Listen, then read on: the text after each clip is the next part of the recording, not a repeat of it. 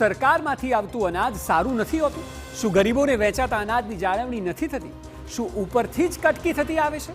તો આ સવાલોના જવાબ પણ જાણવા TV9ની ટીમ શાહીબાગ ખાતે આવેલા ગોડાઉનમાં પહોંચી, જ્યાં જોઈને જ ખ્યાલ આવે કે ગોડાઉનમાં અનાજનો જથ્થો ખરેખર કાળજીથી રાખવામાં આવી રહ્યો છે. હવે એની ગુણવત્તા બાબતે સરકાર અને સરકારી વિભાગ શું કાળજી રાખે છે તે જોઈ લઈએ.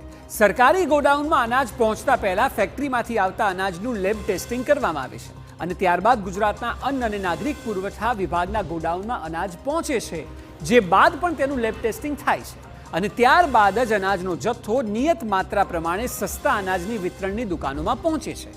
અર્થ એ છે કે સરકાર તો તમામ તકેદારી રાખવાનો પ્રયત્ન કરે છે, પરંતુ વચમાં મોટી કટકી થઈ રહી છે અને તેમાં પણ સરકારની સિસ્ટમ સામેલ હોઈ શકે છે.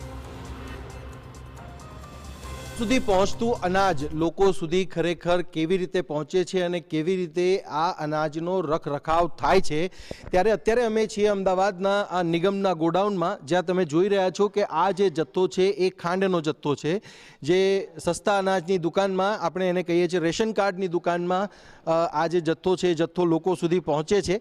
અને સરકારની આ સિસ્ટમ છે, જે સિસ્ટમ અહીંયા આપણે જોઈ શકીએ છીએ.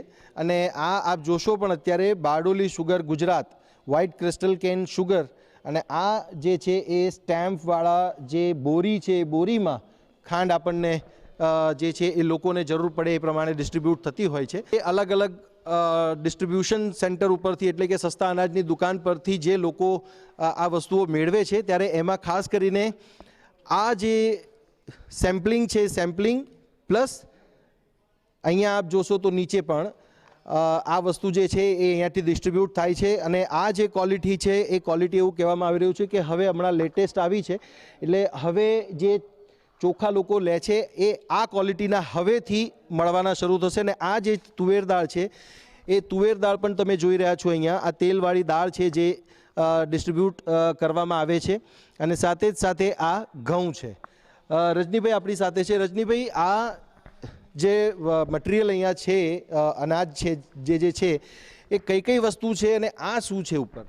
આ આપણે ગોડાઉન ખાતે જે બે જણસી આપણે રાખવામાં આવે છે તેના આપણે સેમ્પલ નીકાળી લઈએ છીએ. જેમ કે જે જથ્થો આપણે ઘઉં આવે છે FCI ખાતેથી, તો કે કેવો જથ્થો છે, દાળ છે તો દાળ કેવા પ્રકારની છે, ખાંડ છે, મીઠું છે, અલગ અલગ જણસી આપણે અહીંથી વિતરણ કરીએ છીએ. તો હરેકના આપણે એક સેમ્પલ રાખીએ છીએ, જેથી કરીને આપણે ચેક કરી શકીએ કે આ જે ક્વોલિટી આપણે જે વિતરણ વ્યવસ્થામાં આપીએ છીએ એ કેવી છે અને યોગ્ય તો હોય તો જ આપણે એની વિતરણ વ્યવસ્થા કરી શકાય છે. એટલા માટે આપણે સેમ્પલ એક રાખીએ છીએ ગોડાઉન ખાતે. આ જે જથ્થો છે, જથ્થાના રખરખાવ માટે કયા પ્રકારની વ્યવસ્થા રાખવામાં આવી છે, કયા પ્રકારે મોનિટરિંગ થાય છે?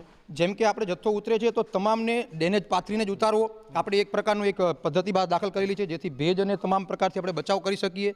એ પ્લસ જથ્થો ગોડાઉન ખાતે ઉતરે એ પછી આપણે એને સેમ્પલિંગની કાર્યવાહી કરીએ છીએ, જેથી આપણે એની ગુણવત્તા ચકાસી શકીએ, યોગ્ય ગુણવત્તાવાળો માલ છે કે નહીં તે બી ચકાસી શકીએ. આવી તમામ પ્રકારની આપણે પદ્ધતિ એક દાખલ કરેલી છે.